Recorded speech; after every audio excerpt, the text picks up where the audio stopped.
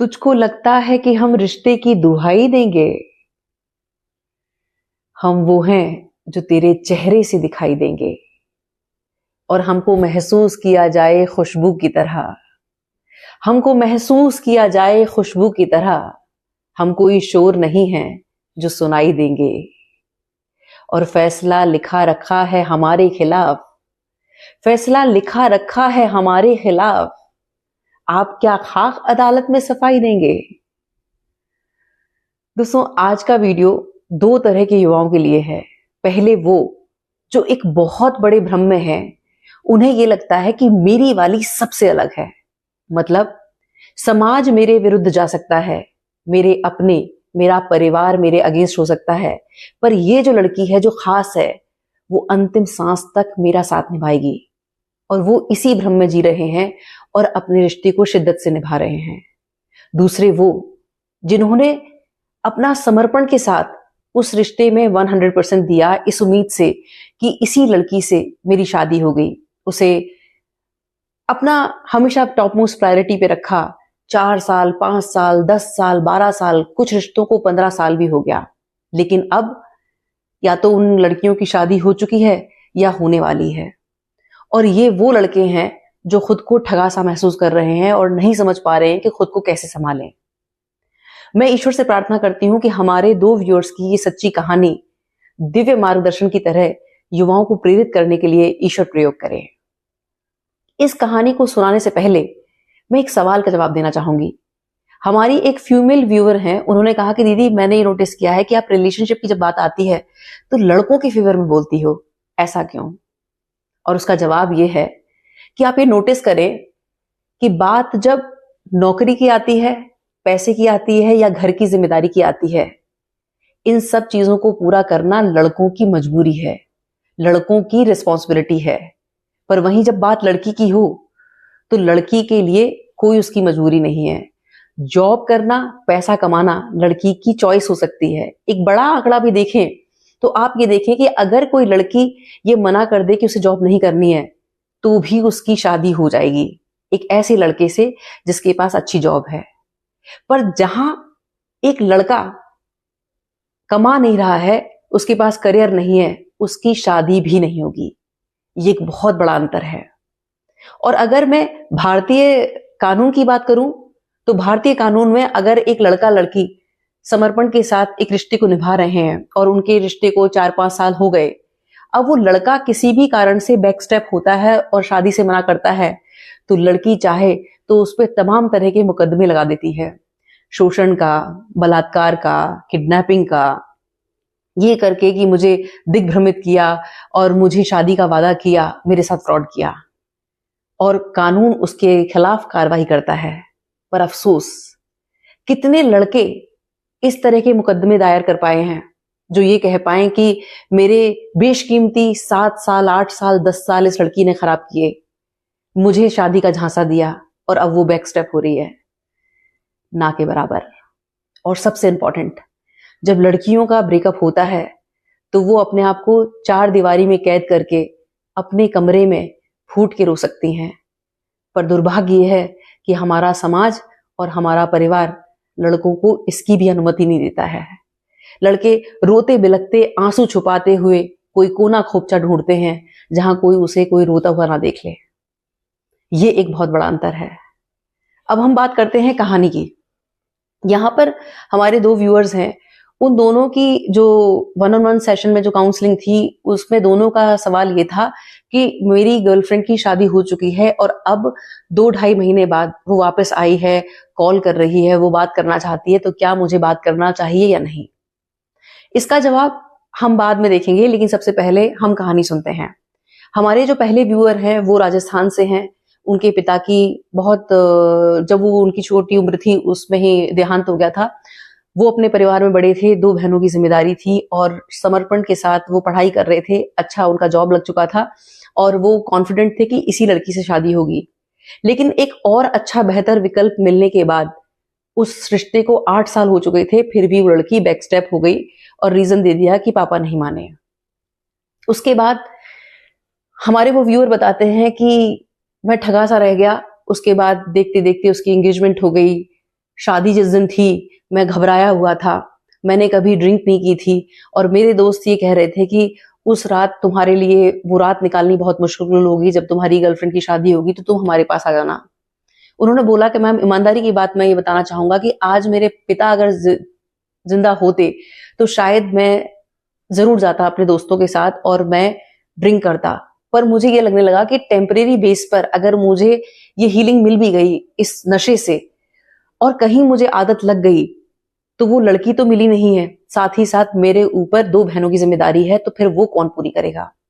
बोले कि मैं इतना घबराया हुआ था, मेरे अंदर मतलब मेरी मेरी आत्मा कांप रही थी, मुझे समझ में नहीं आ रहा था कि जाऊं तो जाऊं कहां, मुझे कहां सुकून मिलेगा। फिर अचानक मुझे याद आया कि जहां हम लोग रहते हैं उसी परिसर में एक छोटा सा मंदिर है जो हमेशा खुला रहता है। बोले कि अंदर से मुझे प्रेरणा मिली कि मुझे वहां जाना चाहिए। मैं वहां पहुंचा और पूरी रात मैं फूट फूट के रोता रहा।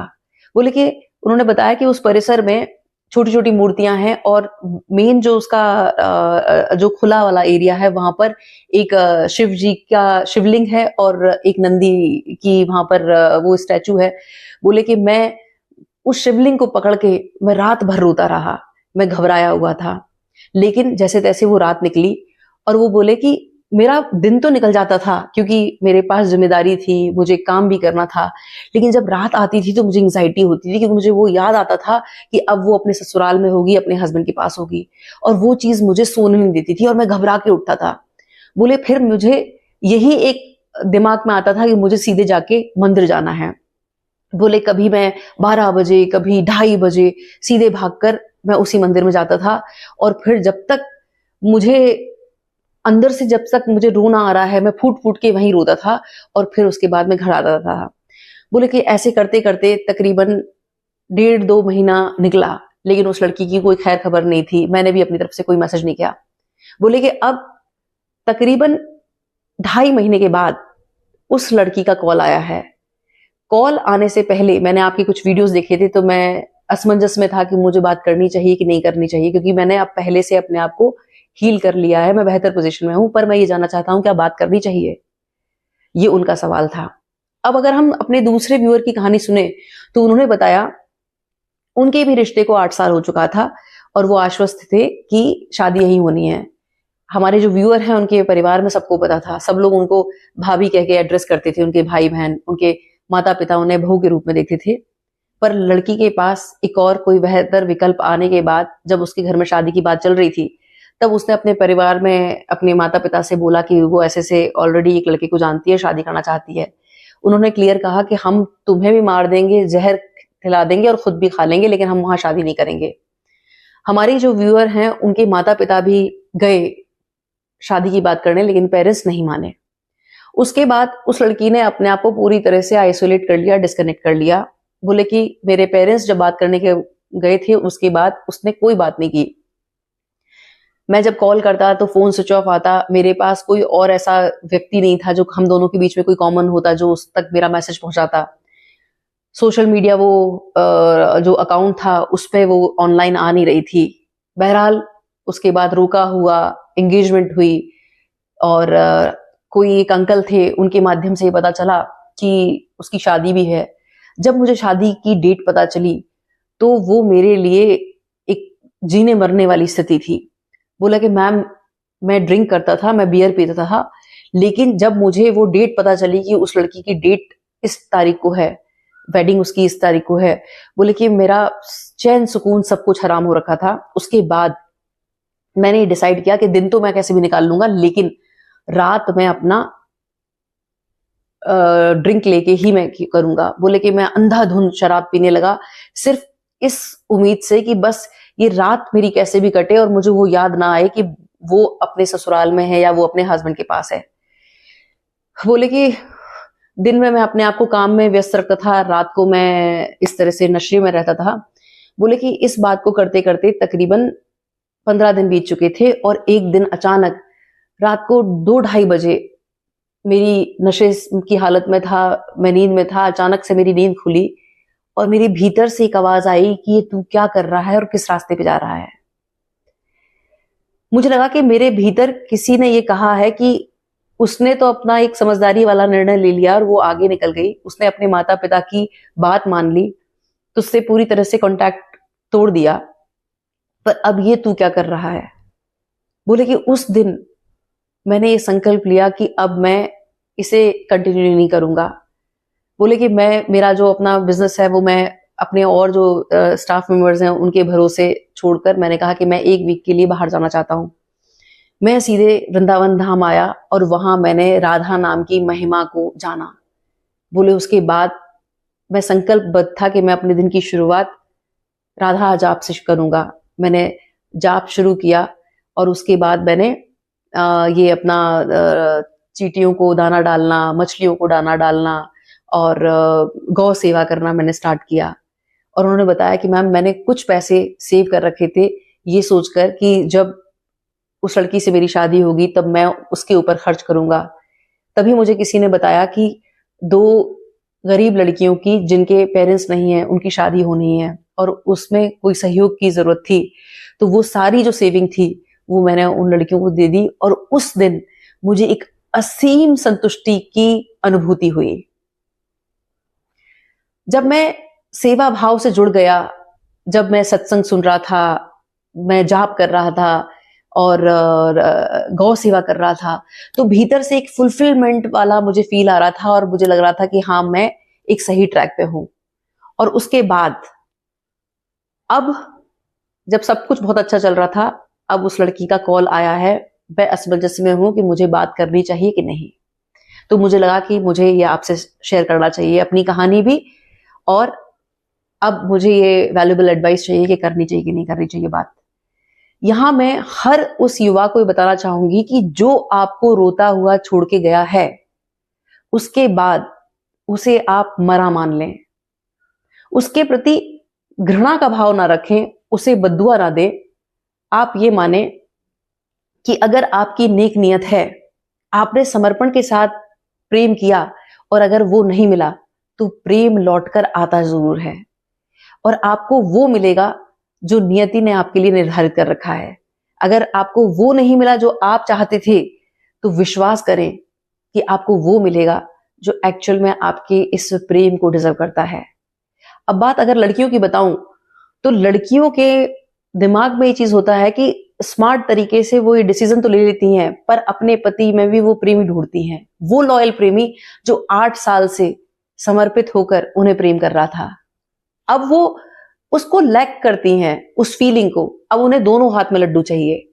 तो सिक्योरिटी तो पति के साथ मिल गई, अब वो कॉल करके अपनी उस फील को फुलफिल करना चाहती हैं। लेकिन यहां ये याद रखना है कि आपका अब उनके ऊपर कोई हक अधिकार नहीं है। वो जब चाहेंगी आपको ब्लॉक कर देंगी, जब चाहेंगे आपके नंबर को डिलीट कर देंगी, और वो भली प्रकार से जानती हैं कि आप इतने अच्छे हैं कि आप उन्हें किसी भी तरीके से हार्म नहीं करेंगे। तो अब समझदारी इसमें है कि इस बात को समझ लें कि बलिहारी जाओ उस प्रेम पर जो आपको नहीं मिला, पर वो ईश्वर से मिला गया। बलिहारी जाओ उस प्रेम पर जो आपको छोड़ गया और ईश्वर को आपसे मिला गया। आपको भगवान भरोसे छोड़ गया, तो भगवान भरोसे जिसने छोड़ा है उसने आपको सत्य से रूबरू कराया है। तो उसके लिए आभारी रहें, लेकिन उनसे ये कहें कि अब आपका रास्ता आप जाने, मेरा रास्ता मैं। उन्हें ब्लॉक करें, उनका नंबर डिलीट करें, क्योंकि आपने अब आपने आपको हील कर लिया है। फिर अगर उसी लूप में आप फंस गए तो कभी भी अचानक ये हो सकता है कि आई एम सॉरी, मैं तुमसे बात नहीं कर सकती, और फिर आप वो जो सांप सीढ़ी का गेम होता है कि 98 पे आप पहुंच गए, 1 सेकंड लगेगा, आपकी गोटी ऐसी घूमेगी, फिर आप 3 पे पहुंच जाएंगे। और उसका कहीं कोई समझदारी वाली बात नहीं है। और जो लड़के सीरियस कमिटेड रिलेशनशिप में हैं, वो इस बात को भली प्रकार से समझ लें कि अगर आपके पास एक अच्छा करियर है, आपके पास पैसा है, तभी आपको इज्जत मिलेगी, तभी आपको आपका प्रेम मिलेगा और अपनी बात कहने का अधिकार। विचार करें और अपने जीवन में सबसे पहली प्राथमिकता ईश्वर को बनाएं, अपने साथ रिश्ता प्रगाढ़ करें और करियर पर फोकस करें। और उसके बाद जो मिलना होगा वो मिलेगा, नहीं मिलना होगा तो उसके लिए तैयार रहें।